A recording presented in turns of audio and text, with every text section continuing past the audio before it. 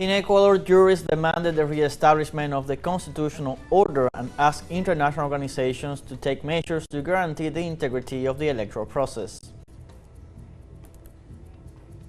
The Dominican Republic Attorney General's office has launched an investigation into the tragedy at the Jet Set nightclub that left over 220 people dead and hundreds injured. And after his visit to Vietnam, the Chinese President Xi Jinping arrived in Malaysia in a trip expected to produce deals and increase bilateral cooperation. Hello, welcome to From the South. I'm Luis Alberto Matos from the teleSUR studios in Caracas, Venezuela. We'll begin with the news. Stay with us.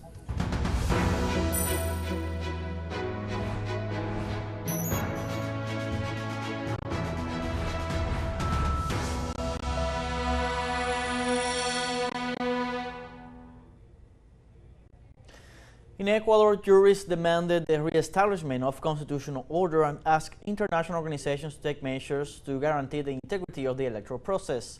After allegations of widespread fraud by incumbent President Daniel Noboa, the group expressed its deep concern of the multiple irregularities that have overshadowed the electoral process of last April 13, 2025.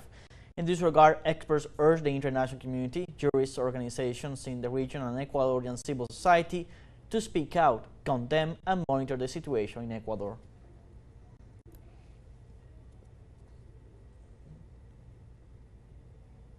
And the 2025 general elections were held in Ecuador on Sunday, April 13th. The results published by the National Electoral Council gave Daniel Noboa as winner. However, this process is under scrutiny because, according to specialists, there was a fraud of origin. Our correspondent Gabriela Mena has the details.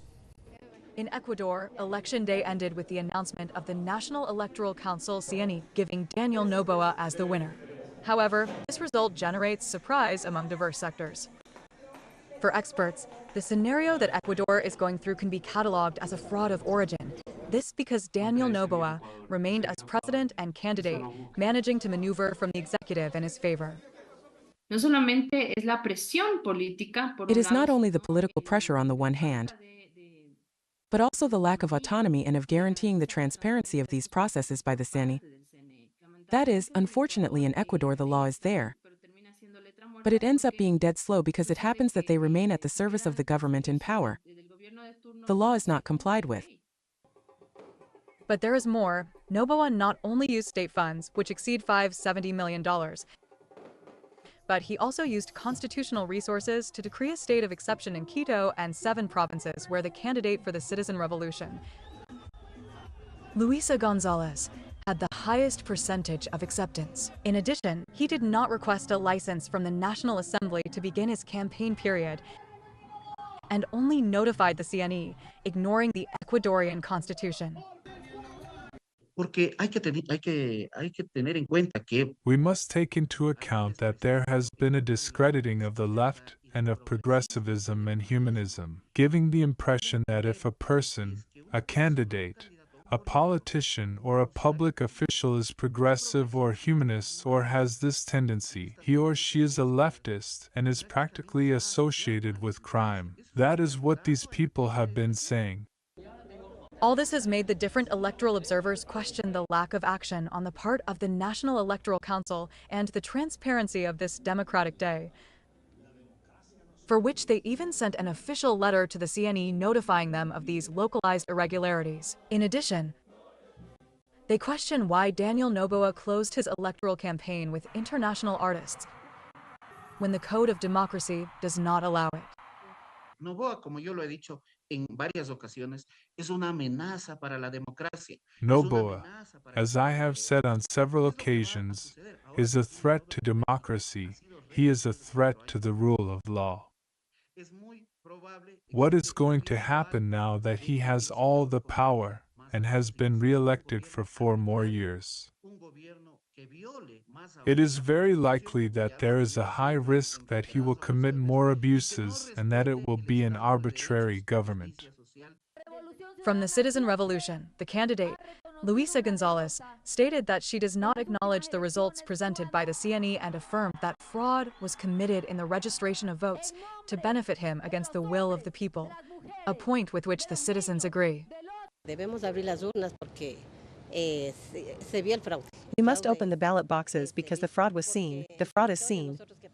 It is seen because in the territory we were talking to the people.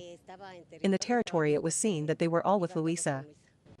Now, the citizen revolution and allied forces, as well as multiple sectors of the citizenry, demand the reopening of the polls and transparency of the results, as well as the investigation of the last-minute arbitrary changes in electoral precincts, the military intimidation and obstruction of electoral observers, and, above all, the manipulation of official records.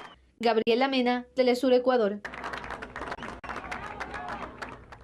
And the Dominican Republic Attorney General's office has launched an investigation into the tragedy at the Jet Set nightclub. The Directorate of Prosecution and the Public Prosecutor's Office of the capital Santo Domingo were instructed to carry out investigations to clarify whether there are responsibilities or failures that could have played a role in the collapse of the roof of the premises.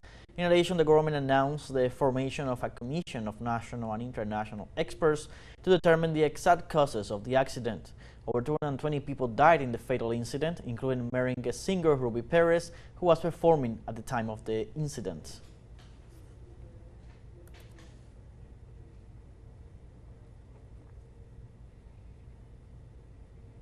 And in this context, relatives of the victims filed a lawsuit against the owners of the nightclub where the accident took place and the local authorities for their failure to comply with their supervisory duties.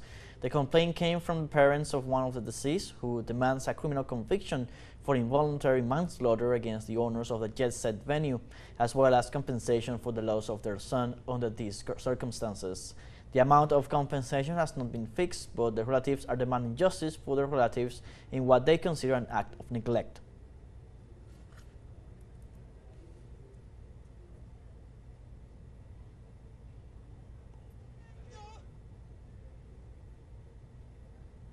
In the United States, a federal judge overturned a decision by President Donald Trump to eliminate humanitarian parole for migrants from Venezuela, Cuba, Haiti, and Nicaragua. According to the court, the U.S. government failed to act within the regulatory limits set forth in the administrative procedure after seeking to drastically eliminate the program for migrants. This court decision is the latest legal setback against the Trump administration in its efforts to enforce its massive deportation policies.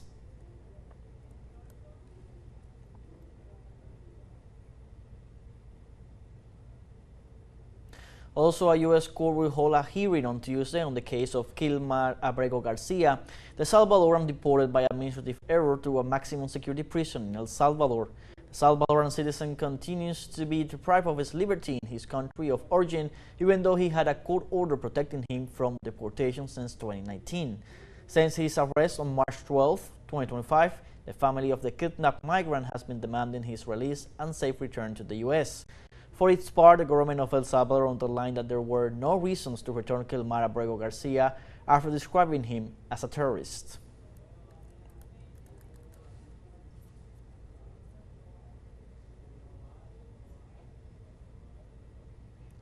On Tuesday, Mexican President Claudia Sheinbaum addressed the new 20.91% tariff on tomatoes announced by the United States. The head of state stressed the government was not notified of this measure and denied the alleged dumping of the produce claimed by the Trump administration. Tomatoes. It is important to know this. The Mexican government was not notified, neither through the Ministry of Foreign Affairs, nor through the Ministry of Economy, nor through the Ministry of Agriculture. Lawyers for the tomato growers in the United States were notified. That is wrong. In any case, they should have notified the Mexican government as well. So, it is 90 days, as the secretary rightly says. Tomatoes mainly from Sinaloa, although also from other states, are exported to the United States, and it is an export that has been going on for a long time. Some U.S. producers complain that the price of Mexican tomatoes is lower, when it is simply the production price. There is nothing that the state is subsidizing at the price at which it is being sold, something that does happens the other way around.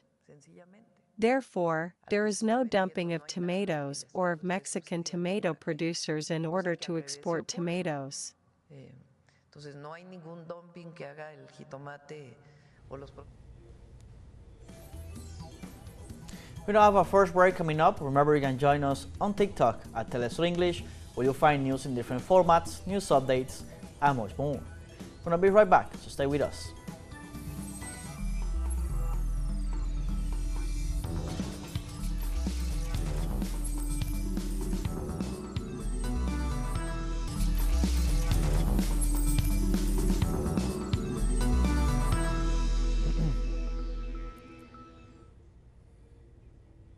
Welcome back.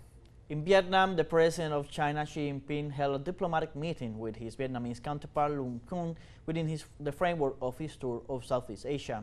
During his visit, the Chinese president also met with the top leader and Secretary General of the Southeast Asian countries' Communist Party, To Lam, to witness the signing of 45 cooperation agreements between the two nations. Xi Jinping warned that Trump's tariff war will generate a progressive deterioration in global trade. Precisely, the Chinese leader warned of the imbalance in the global economic order and stressed the importance of boosting confidence in the links between Asian nations. In addition, Xi stressed that the trade war unleashed by the United States is against the interests of all countries and urged to oppose unilateralism.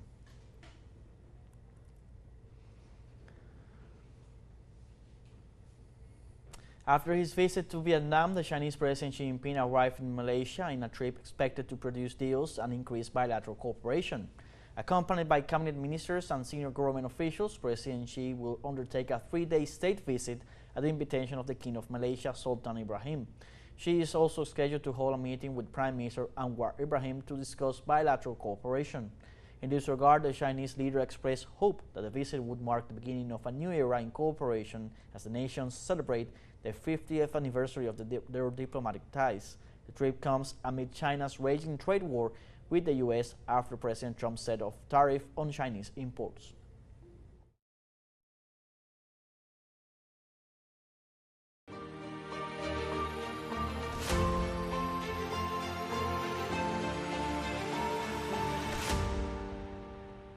In Russia, a new Ukrainian drone attack took place in the early hours of this Tuesday morning against the city of Kursk. At least one person died and 9 more were injured in the attack on the Russian city. Security agencies said it was a deliberate attack on the civilian infrastructure that caused fires in several residential buildings. The military headquarters in the city of Kursk said that Ukrainian drones also hit an ambulance garage, resulting in damage to 11 vehicles.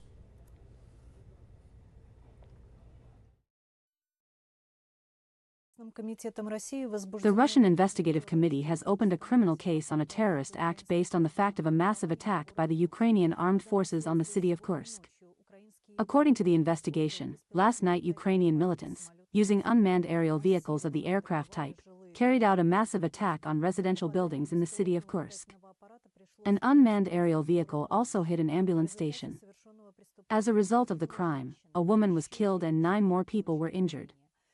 In addition, residential buildings, other civilian buildings and more than 10 ambulances were seriously damaged.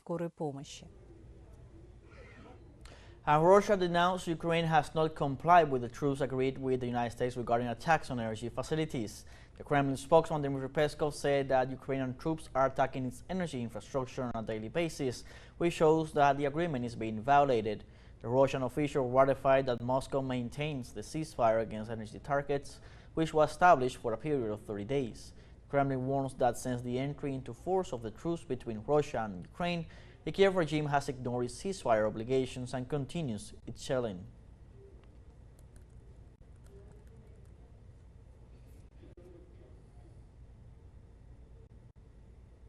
In other news, in Sudan, extremists of the Rapid Support Forces announced having seized the Samsam camp in northern Darfur 2 years following the outburst of the civil war. Sources close to the Sudan's liberation movement denounced that such seizure of the Samsam refugee camp by the RSF brought about 450 deaths and many injured. Likewise, over 70,000 Sudanese civilians were forced to leave their homes to run away from the RSF attacks. In this context, the UN estimated the Samsam camp used to be home to over 500,000 displaced persons because it had been labeled as one of the largest safe zones in Sudan.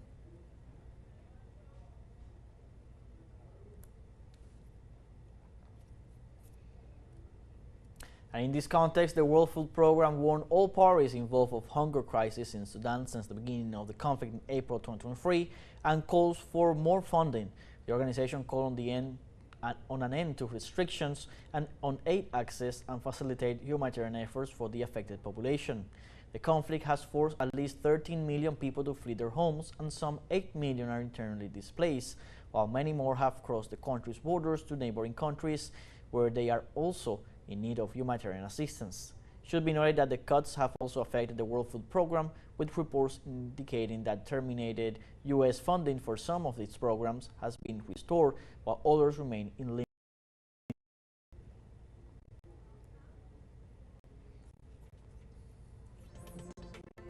We now have our second and final short break coming up. Before we invite you to visit our Facebook page at teleSUR English, there you'll be able to watch our top stories, special live coverage, and much more. Follow our page and activate the notification button to stay up to date in the world's most recent events. Final break, I'm going to be right back with more.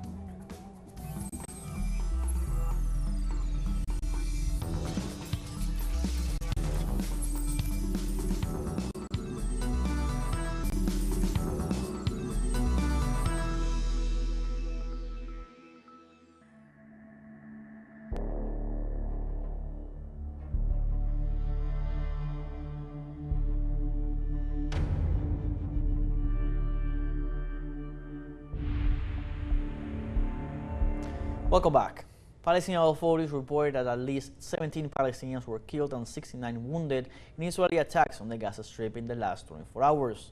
This way, at least 3 people were martyred and others injured when Israeli warplanes attacked a tent sheltering displaced people west of the town of Han Yunis in the south of the devastated Palestinian enclave. 2 more people were killed in an airstrike on a tent near the To-Be Sports Stadium in Beit Lahaya in northern Gaza. The latest figures bring the number of people killed since Israel broke the ceasefire on March 18th to 1,630, with 4,302 wounded, according to the Gaza Health Ministry. Every day there are massacres and martyrs, not just my son and my grandson. Every day children die. What is the fault of the child sleeping next to his father? Yes, he was born in the war and died in the war. He was only 1 year and 4 months old. What did he do to deserve this? The Palestinian resistance movement Hamas described as unacceptable the new Israeli proposal for a 45-day ceasefire agreement in the Palestinian territories. The Hamas movement rejected the Israeli proposal, which includes, among other things, the disarmament of the resistance and the imposition of conditions that would make the violation of any truce fragile. Hamas demands that any future agreement must include a permanent ceasefire and the complete withdrawal of Israeli forces from the Gaza Strip.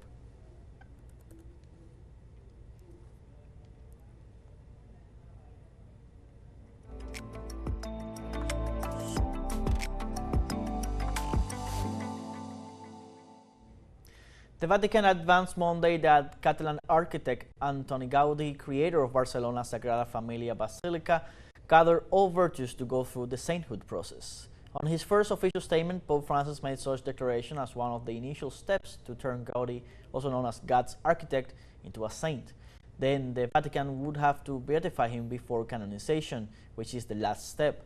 Gaudí's devotees had requested the Holy See to turn him into a saint for over 30 years. They grounded in the fact that the Sagrada Familia, great stoneworks and spires, pursued people to convert to Catholicism. Moreover, the Gaudí Beatification Society, made up of 80,000 people worldwide, have been praying to Gaudí, imploring him to perform miracles.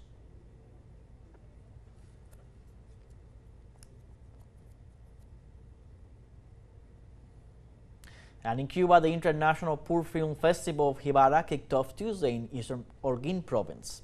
The 19th edition of the event will be held until Saturday, April 19th. Attending the festival will be theater groups Palabras al Viento and Condanza, as well as recognized local actors such as Tajini Alvariño, Osvaldo Doime Adios, and Jacqueline Arenal. In addition, over 500 works have been submitted to this comprehensive festival to be decided upon by international juries. In this year's edition, Cuba competes with 25 films, Argentina with 11, Spain brings 9, Mexico and Peru comprises 6 each, while Colombia, the United States, Chile and Uruguay have 5 each.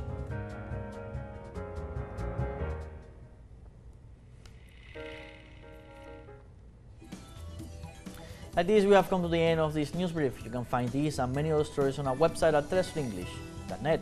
So join us on social media, Facebook, X, Instagram, Telegram, and TikTok. Telesur English, I'm Luis Alberto Matos. Thanks for watching.